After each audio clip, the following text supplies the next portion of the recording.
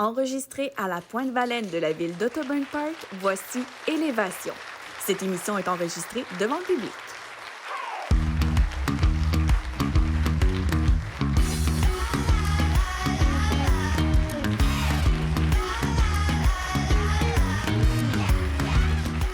Alors, bonjour tout le monde, bienvenue à cette nouvelle émission Élévation, l'émission qui met en valeur le leadership au féminin. Et aujourd'hui, je suis vraiment très excitée et fière parce qu'on reçoit Ruth Vachon, présidente directrice générale du réseau d'affaires, du réseau des femmes d'affaires du Québec.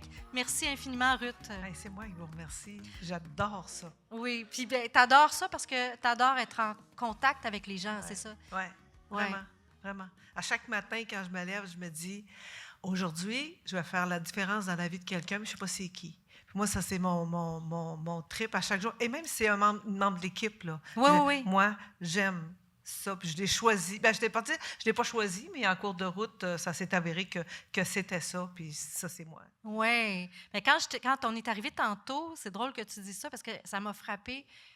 Tu t'es promené, on est devant le public, puis tu es allé voir tout le monde ici. Ouais. Hein? Tu es allé serrer la pince à tout le monde qui était assis ici. Puis c'était vraiment, tu sais, comme spontané, naturel. Il y en aurait eu 300, je l'aurais fait aussi. T'es sérieuse? Ouais. Ah oui, hein? Oui. Ouais. Est-ce que, tu sais, si on veut partir du début pour bien comprendre, pour bien saisir l'essence de qui j'ai devant moi, qui tu es, parce que le réseau des femmes d'affaires du Québec, c'est toi. J'aimerais ça si tu pouvais, bien, d'une certaine façon. J'aime pas ça. T'aimes pas ça, entendre ça? Pourquoi? Ben, c'est parce qu'on bâtit une équipe pour Oui, ne pas t'as que ce raison. soit une personne. Oui. Mais c'est vrai que l'image est là. Puis Oui. je veux dire, je ne nie pas, mais au fur et à mesure, j'aime qu'il y ait d'autres images aussi. Tout à fait. Bien, raconte-moi d'abord comment tout ça est parti, puis comment tu personnifies si bien l'entrepreneuriat au féminin. Bien, moi, c'est un hasard. D'abord, moi, je viens du Saguenay. Et au Saguenay, il y a Alcan. Et tout le monde travaillait en quelque part en attendant de travailler chez Alcan. Pour vrai? Et moi, j'étais là, et parce que le salaire était le double de peu près tout le monde. Tu sais, il y a 40 ans, c'était quand même impressionnant. Et puis, un jour, j'écoutais les gens dire, ils pensaient à leur retraite. Moi, j'étais comme, mais je ne pense pas à ma retraite. Moi, je pense à ce que je vais faire, tu sais. Et un jour, j'ai donné ma démission, puis j'ai dit, ben moi, je pars mon entreprise.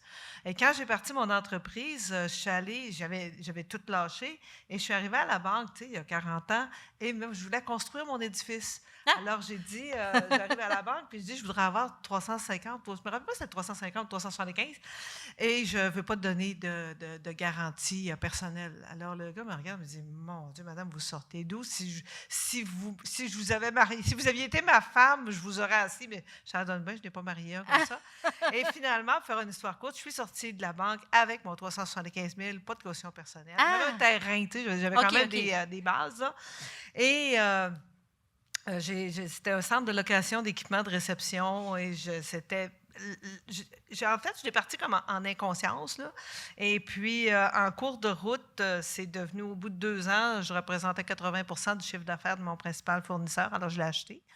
Et la vie est partie comme ça. Okay. Mais vraiment en m'attendant à rien, là, tu sais. Puis je ne voulais pas compétitionner contre personne. Puis on dit, tu devrais avoir des costumes. Moi, je veux pas de costume. Le carnaval souvenir en or, je ne veux pas le faire en compétition. Alors, moi, c'était non, moi, je veux juste m'entendre avec tout le monde, là, tu sais. Puis c'était correct. Mais, et puis je suis encore comme ça, probablement pour ça que je suis là. Mais au fur et à mesure, ça a été ça. Puis les gens me disaient, t'es folle d'avoir laissé ta job chez Alcan. Mais je disais, mon Dieu, ma plus grande sécurité à moi, c'est l'insécurité. Fait que si je me place en sécurité, je ne serai pas bien. Mais c'est toujours ça. J'ai une grande téméraire de la vie. J'aime essayer. Mais OK. Mais c'était quoi, à la base? Tu faisais quoi chez Alcan? C'était quoi? Je travaillais dans l'usine. Je travaillais pour des contremaîtres. Alors, c'était pas... Mais t'es-tu issu d'une famille d'entrepreneurs ou... Tu parlais du pain à patates. Tantôt, j'ai été élevée sur une terre à patates. Ah oui! Sur une terre à patates? Au Saguenay, oui. Mon père était producteur de patates. De patates. Mon frère a toujours la terre. Mais alors, on était une famille qui aimait ça, mais tu sais, c'était pas plus que ça. Tu sais, je veux dire, on avait une terre, puis c'était tout. Mais moi, j'aimais essayer, j'aimais tester, Ah oui! Ouais. Puis là, ben, qu'est-ce qui a fait que tu es partie de là pour t'en aller vers c'est parce que ce qu'on connaît aujourd'hui? Oui, mais c'est parce que mon centre de location était au Saguenay, mais le centre de distribution, quand je l'ai acheté, lui, je ne pouvais pas le garder au Saguenay parce que, tu sais, dans ce temps-là, Purolator, c'était pas Purolator d'aujourd'hui. Puis quand tu vends partout au Canada, ben je veux dire, c'était plus loin. Alors, pour être sûr de ne pas être dans le trafic, j'avais bâti mon centre de distribution dans le parc industriel à Boucherville. OK. C'est ça. Ah Et oui. c'est ça qu'il a fait. Puis à un moment donné, ben, dans le feu de la séparation, le centre de location est resté au Saguenay. Puis moi, je suis partie avec le centre de distribution ici, dans la région. C'est ça. OK. Puis distribution de quoi exactement? C'est de distribution d'articles de fête et de ballons. Juste pour vous dire, au Saguenay, j'étais spécialisée dans l'explosion des décors. Alors, je faisais sauter des décors à la dynamite. Hein? OK, je comprends pas. Non, faut que tu me l'expliques. C'est quoi ça? Les gens m'engageaient pour...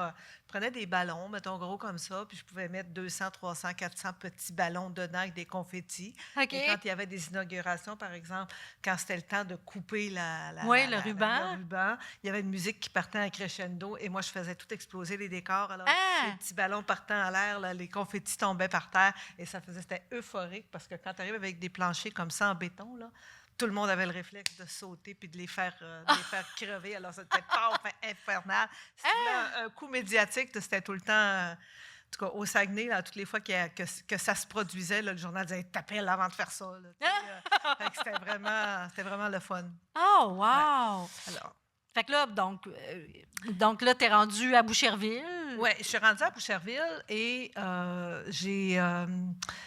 c'est un hasard que je suis arrivée là. Okay? J'ai vendu le centre de distribution et entre-temps, j'ai fait du redressement d'équipe de vente et tout. Puis, à un moment donné, j'ai arrêté de travailler parce que je suis une vaillante de la vie. Je peux vous dire que je ne compte pas mes heures. Là. Oui, oui. Et à un moment donné, je me suis dit, je pense que j'ai assez travaillé, mes heures sont faites, je vais arrêter. Pour moi. Et au bout de 2 mois, j'avais tout refait la maison, il y avait 5 contracteurs qui étaient passés, j'avais tout fait au complet. Et là, le déclic de ma vie, c'est qu'un soir, je me suis surprise à dire à mon chum, aujourd'hui, j'ai fait une super belle journée, j'ai tout rangé l'armoire des plats de plastique.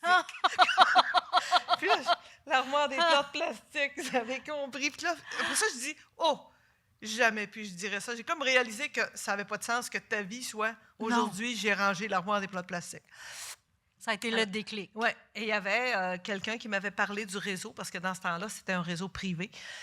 Et c'est un réseau privé, mais ça a toujours été une mission. Alors, celle qui l'avait, elle disait, ben non, moi, je voudrais vraiment le vendre. Et quelqu'un me disait, hey, toi, Ruth, on te verrait là, tout ça. Alors, je suis arrivée là comme par hasard. Carrément par hasard. Donc, c'était une entreprise à la base. C'était une entreprise qui était beaucoup plus axée pour les professionnels. Okay. Et moi, quand je suis arrivée en entrepreneur, moi, je ne mets jamais de manches longues parce que je suis toujours prête à me retrousser les manches. Alors, je suis arrivée là, je me suis dit, c'est pas ça que je veux, moi, comme réseau. Tu sais. Ouais. Alors, on a commencé petit à petit à changer les choses. Maintenant, c'est vraiment devenu une place pour les entrepreneurs.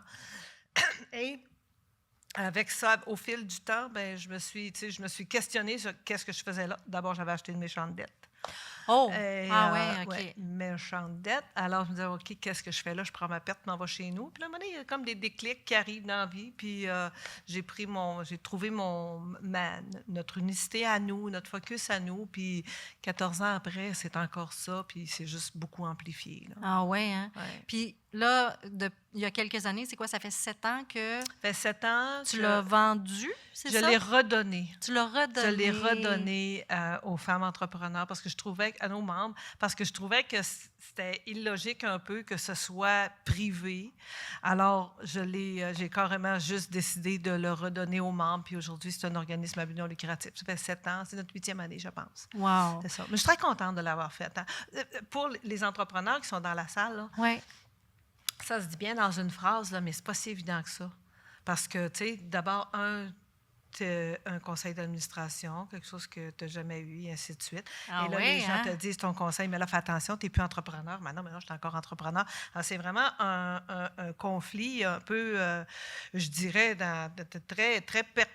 très permanent dans ta tête. Tu te dis, ben non, je suis encore entrepreneur. Ben non, tu n'es pas entrepreneur. Puis toi qui décides, mais quand je ne déciderai pas. Mais tu es entrepreneur. Oui. Mais tu sais, je veux dire, en bout de ligne, là, c'est être entrepreneur pareil. Mais ben oui. Au début, les gens essayent de te faire trancher une ligne. Mais non, je suis moi, je vais être ça toute ma vie. C'est le jour où je me sentirai plus entrepreneur dans l'organisation, je ne serai plus chez nous non plus, tu sais. Non, non, non, tout à fait. Mais tu sais, quand je regarde ton parcours, puis je te suis sur les réseaux sociaux et tout ça, j'étais là le 8 mars avec le premier ministre du Canada. Tu as taillé ta place et la place, dans le fond, des femmes à grande échelle, littéralement. Là. Est-ce que...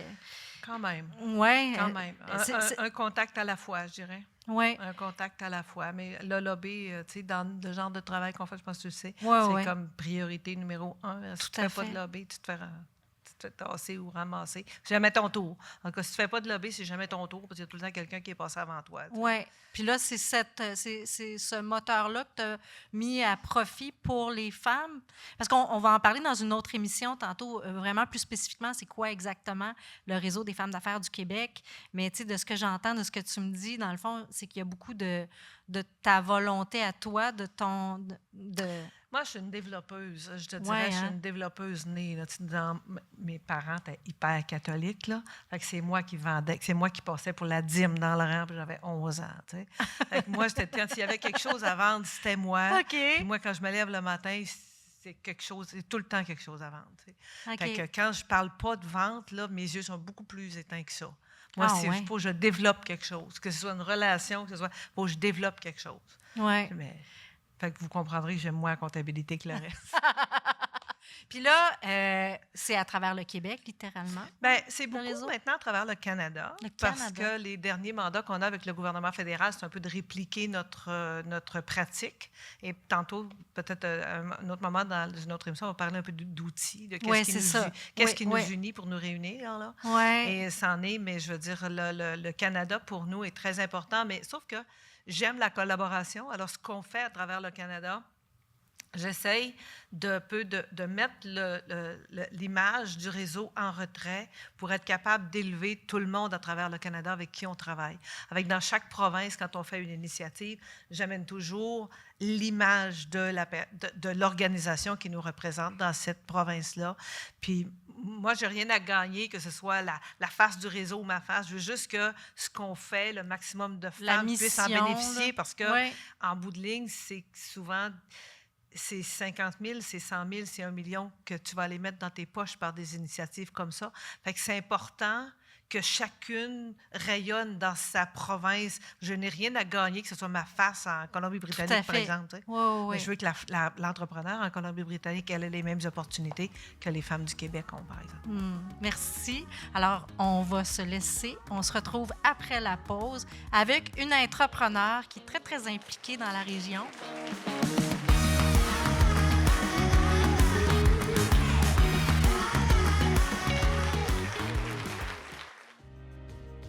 À chaque jour dans ma vallée, ma communauté.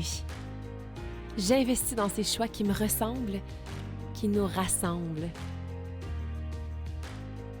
À 2 pas de tout ce dont j'ai besoin, je vais à la rencontre de ceux qui prennent soin de moi.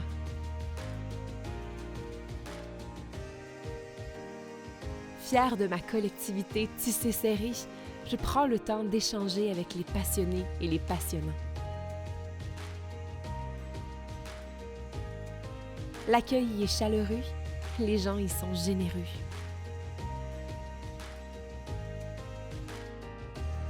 Je plonge au cœur de la culture locale, de ses saveurs et de ses couleurs qui me transportent.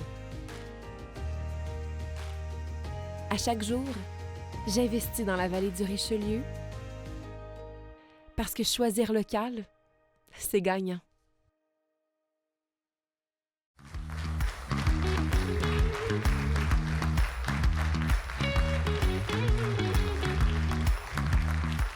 Alors, on continue avec Claudette Janotte. Comme je disais juste avant qu'on recommence à enregistrer. Tu es un de mes coups de cœur, Claudette, dans la région. Vraiment. Non, mais pour vrai, tu incarnes tout ce que doit représenter le leadership. Est-ce que tu peux nous expliquer c'est quoi un petit peu ton parcours? Qu'est-ce qui t'a amené justement à te rendre jusque là où tu es aujourd'hui? Puis, il y a quelque chose quand même dans les invités, tu sais, qui se dessine aussi, hein? Parce que c'est des milieux qui ne sont pas nécessairement conventionnels pour les femmes, ou alors c'est totalement un nouveau... Tu as défriché littéralement quelque chose. Puis toi, à ta manière, tu as fait ça aussi. C'est un milieu non conventionnel pour les femmes. Maintenant, oui, peut-être plus, mais à la base, c'était peut-être pas évident dès le départ, je ne sais pas. Ah, tout à fait. J'ai débuté, en fait, comme plusieurs, quand on est jeune. Je travaillais à BMO à Saint-Hilaire comme caissière quand j'étais étudiante et je voulais étudier en communication. Donc, je voulais faire ce que tu fais. Alors, finalement, les événements de vie m'ont amené à étudier en administration des affaires, ce qui m'a amené à la BMO comme professionnelle et dans un monde, effectivement, majoritairement masculin. Donc, les femmes en finance, il n'y en avait pas, très, très peu. Donc, dans ce parcours-là, qui est plus linéaire, il a fallu quand même que je tire mon épingle du jeu. Et je pense que le point tournant qui a été à la BMO, quand j'ai débuté, à un moment donné, il y a eu un poste de gestionnaire qui était affiché et j'avais le goût de l'avoir. J'avais vraiment pas toutes les qualifications requises pour le faire. J'avais pas l'expérience, mais j'avais la détermination pour le faire. Et j'ai eu un directeur qui m'a dit « Tu as le goût? Ben ose. » Oh, wow! Puis j'ai osé, puis je l'ai obtenu. Et je dirais que ce conseil-là a été la trame de fond de ma carrière. Oh! Parce qu'après, ben, tout le temps, je me suis dit « Ose, aie de l'audace. Tu ne gagneras pas toujours, mais tu ne seras jamais peiné de ne pas avoir essayé. » Et ça a toujours comme un peu dicté le reste. Et quand je vous écoutais, je trouvais qu'il y avait un lien sur cette espèce de désir-là. D'audace. D'audace, de foncer. Et j'ai été ensuite gestionnaire pas mal toute ma carrière. Puis bon, en début des années 2000, j'ai fait le saut chez Desjardins. Moi, Desjardins, j'avais, comme tout le monde, en tout cas, j'espère, le compte de la caisse scolaire quand on était Ben petits. Oui, le 5 qu'on mettait. Là. Oui. Et je me disais, un jour, j'aimerais ça travailler pour le mouvement Desjardins. Je trouvais que leurs valeurs coopératives, l'implication dans la communauté, dans le milieu, ça me parlait. Et là, j'ai eu une opportunité d'aller travailler pour la gestion privée, qui était la gestion de fortune pour Desjardins. Donc, je suis arrivée là comme directrice régionale pour le Grand Montréal. Encore là, tu sais, j'avais pas d'expérience là-dedans, mais que j'avais de la détermination. Wow. Quand je pense à ça aujourd'hui, des fois, j'ai comme, mais en même temps, il faut foncer. Et donc, j'ai ensuite été vice-présidente pour le Québec et l'Ontario pendant. Donc, tout ça, c'est un parcours d'une quinzaine d'années. Encore là, toujours axé sur le développement. Donc, moi, beaucoup de développement des gens, développement des affaires, réciprocité, le lien, c'est ça qui m'anime. Mon why le matin, là, c'est vraiment ça, faire arriver les choses. Peu importe quoi, c'est ce qui m'anime. Et ça, je l'ai trouvé. Donc, j'ai fait 15 ans chez Desjardins en gestion privée. Et là, je trouvais que j'avais fait le tour. Il y avait encore à faire, mais bon, j'avais atteint ce que je voulais faire. Parce que quand je suis arrivée, j'avais une trentaine de personnes, mais j'ai dit, on va un jour devenir la meilleure gestion privée au Canada. Ah, ouais! Et j'étais très convaincue que mon équipe avait l'air. Ça a été long, mais on y est arrivé. C'est vrai. Et l'équipe, puis quand on est arrivé avec ça, bien, je me suis dit, OK, j'ai le goût de faire autre chose. Ce qui m'a amenée ensuite dans le Laval-Laurentide. Donc, je suis sortie un peu de ma région, j'étais plus dans le Grand Montréal, pour aller directrice développement de marché dans une caisse. Je voulais revenir près des gens, des entreprises, de la communauté. Et travailler aussi avec un conseil d'administration, parce qu'une caisse, quoi qu'on en pense, c'est différent d'une banque. Hein? Oui. Notre patron, c'est le conseil d'administration, et le conseil d'administration est composé des gens de la communauté. Tout à fait. Des entrepreneurs, des retraités. Et ça, je trouve que c'est une richesse incroyable. Alors, c'est ce que je voulais faire. Donc, j'ai été quelques années à Laval-Laurentide et là, il y a 2 ans, j'ai eu l'opportunité à Chambly. Donc, revenir dans mon patelin, c'était du grand bonheur. Et c'est un peu comme ça que je me suis retrouvée directrice générale à la Caisse Desjardins du bassin de Chambly depuis 2 ans, où là, je peux vraiment être près des gens, près de la communauté. Et c'est ce que j'aime, vraiment faire la différence avec mon équipe, mais au quotidien. Donc ça, c'est ce qui m'anime et je l'ai trouvé chez Desjardins parce que ces valeurs-là humaines sont en lien avec mes valeurs. Puis je pense que dans notre parcours, on ne peut pas sortir. Il faut garder tout le temps nos convictions, nos valeurs. Puis quand on est aligné avec nos valeurs, bien, ça fonctionne. Oui, tout à fait. Alors, Et quand l'organisation est alignée avec tes valeurs à toi. Exactement. encore mieux. Exactement. Oui, c'est ça. C'est important. Oui, Ouais. tout à fait. Donc, c'était un peu mon parcours, mais vraiment, ce qui était qui m'a toujours un peu animée, c'était penser autrement. Puis je dis tout le temps... Penser autrement. Puis, oui. Et c'est pour ça que je la regarde, je l'écoutais parler tantôt, j'étais fascinée, parce que je me disais, tu sais, de dire, je ne ferai pas comme tout le monde. Oui. Ouais. Puis je pense que j'ai un fond d'entrepreneur à moi. Ah, Je c'est viens d'une famille sûr. d'entrepreneurs, puis j'aime pas marcher dans les pas des autres. Et je dis toujours, on dit qu'il faut penser en dehors de la boîte. Mais moi, je pense pas comme ça. Je pense qu'il n'y a pas de boîte. Parce que je trouve qu'en pensant qu'il n'y a pas de boîte, dans ma création, dans ma liberté de penser, je vais être large comme ça. Ah. Tandis que, après, je les remettrai mes balises, mais tout le temps de réflexion, puis je fais ça avec mon équipe, je fais ça tout le temps, penser, et c'est là qu'émergent les plus grandes idées et l'innovation. C'est quand on pense qu'il n'y en a pas de boîte, parce que sinon on la voit, hein, quand on pense en dehors de la boîte, on la voit quand même, et ce qu'on voit nous limite. Ah ouais. Et moi, donc, j'ai toujours pensé qu'il n'y en avait pas. Et ça, c'est un conseil que je pense que je pourrais donner, Ah, de penser j'adore. autrement, parce que ça nous amène justement à faire des choses, à oser, à avoir de l'audace. Oui. Toutes les deux, vous êtes issus de familles d'agriculteurs. Est-ce que, tu sais, ce que j'apprécie de toi, là, quand je t'entends, puis de toi aussi, Claudette, c'est qu'il n'y a comme pas de filtre à quelque part. Il y a comme une... En tout cas, moi, je le sens pas. Je sens pas qu'il y a un... Je sens que ce que tu dis, tu le penses. Oui. Assurément. Il y a comme quand même un une fil. vérité. Oui. Il y a une vérité. Je peux pas me tromper dans mes menteries, je n'en fais pas. Mais c'est ce que je sens, toi aussi. Parce qu'il faut quand même arriver à... Pour arriver à rendre le fait d'avoir passé une carrière chez Desjardins, mettons, dans le milieu bancaire, et rendre ça excitant et audacieux, à quelque part, j'imagine que c'est parce que tu es peut-être très transparente dans ta façon de nommer les choses, je ne sais pas. Est-ce que c'est bon dans une grande organisation d'être transparente? Ah, j'aime ça, cette question-là. Ouais. Parce qu'en fait, Parce que c'est pas tout le temps bon. Pas tout le temps. c'est c'est deux ça. belles questions, parce que je pense que l'authenticité, Ouais. ça a sa place. Je pense que, et ça, je pense que ça sert. La transparence, mais je pense que il y a être transparent puis se mettre à nu. Moi, je pense qu'il y a une différence. Et cette nuance-là, je la ferais peut-être. Je pense qu'il faut savoir être transparent, mais sans se mettre à nu. Et je pense que ça, c'est toute cette nuance-là qu'on apprend aussi avec le temps, avec l'expérience, d'être capable de doser, hein, et de ça, des fois, dans certains cas, se hâter lentement. Puis pas Se aller hâter lentement, lentement, j'adore parce que, ça. tu sais, des fois, Oui, dans oui. ma carrière, quand j'ai débuté, j'allais des fois rapidement parce que j'aime ça quand ça va vite.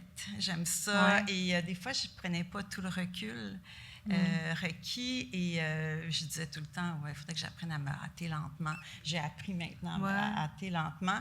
Mais dans une grande entreprise, mais je pense que, puis surtout moi, j'étais beaucoup dans un monde d'hommes, j'ai beaucoup appris aussi à...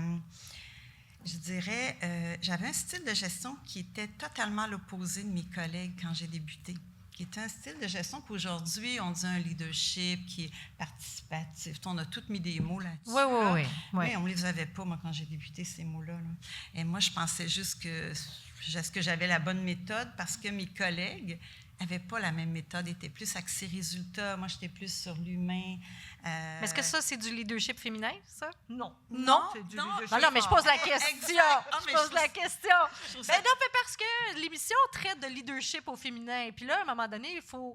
Tu sais, c'est pas une fin en soi, là, le Ben, leadership au féminin. En fait, je trouve que c'est plus facile d'avoir un leadership humain, Oui. mais je regarde certaines femmes puis je trouve que ça s'applique pas tellement. Alors, tu sais, je veux dire, c'est humain d'avoir un leadership humain, peu importe le genre. j'ai envie de Oui, te oui, dire. oui. Oui. Ouais, C'est ben, pas genré, finalement. Non, pas du tout. Puis je trouve ça intéressant parce qu'effectivement, souvent, moi, au départ, vu que je travaillais dans un monde plus masculin, on identifiait mon style de leadership du fait que j'étais une femme. Ouais. Mais en fait, non. C'était mon style de leadership qui était comme ça. Point. Mais les hommes l'ont. Puis peu importe les genres aujourd'hui, ils peuvent Pas au l'avoir. même tu sais. degré, là. Peut-être que c'est différent, effectivement, mais ça amenait quand même des différences. Ça m'a amené, moi, à me questionner sur est-ce que j'ai le bon leadership quand tu n'as pas beaucoup d'expérience puis tu débutes. Oui. Tu n'as pas beaucoup de modèles. Mes modèles étaient beaucoup plus masculins. Il y en avait beaucoup moins. Parce que c'est un homme, dans le fond, c'était ton supérieur exact, ou ton patron. Qui est devenu un peu mon mentor. Qui est devenu ton mentor. Oui. Puis le mentorat, maintenant, bien, ça me plaît beaucoup. Oui. Il y a un lien là aussi. Il y a un lien là. Oui, définitivement. Tu veux élaborer là-dessus? Oui, en fait, je trouve ça intéressant parce que il y a 2 ans, l'Association des femmes en finance au Québec a parti un programme des mentorés de la relève et j'ai été mentor durant 1 an pour une jeune mentorée en finance, une jeune de 25 ans qui était fabuleuse et j'ai trouvé cette expérience-là incroyable parce que on pense que le mentor, que c'est juste sur un sens, mais on apprend du mentoré, c'est fou, parce que moi, ça m'a appris, en tout cas, à comprendre comment une jeune de 25 ans pouvait réfléchir parce qu'elle voulait progresser dans sa carrière. Et moi, comme gestionnaire, ça m'a aidé quand je regarde mon équipe à comprendre aussi certaines choses. Donc, elle a trouvé qu'elle apprenait de moi, mais je lui disais non, c'est dans les 2 sens. Et ça, j'ai trouvé ça vraiment fameux. Un beau programme que l'Association des femmes en finance au Québec a fait. Puis de pouvoir donner. Ouais. Moi, je pense que c'est... en tout cas, moi, c'est ce que j'aime, développer des talents. On le sent. Si je peux aider, si petit soit-il, bien, moi, ça me rend très, très heureuse parce que je pense que c'est un autre de mes why, ça. Faire développer. Ça, c'est féminin. Être utile. Être utile. Ça, là, moi, je le vois, là, si quelqu'un est membre, là, puis, mettons, je vais avoir une présidente, puis le jour où elle n'est plus, elle fait hey, trouve-moi autre chose, parce que si j'ai rien à faire, là, je ne pourrais pas rester. Il faut que je range mon tiroir là, avec mes petits plats là, en plastique. Il faut que je sois utile. Oui, c'est ça. Hey, c'est fini! Ça a passé à la vitesse vraiment de l'éclair. Vous êtes extraordinaires. Toutes les deux, je le savais que ça donnerait un beau moment. Poursuivez l'expérience de Élévation grâce à notre balado sur notre chaîne YouTube.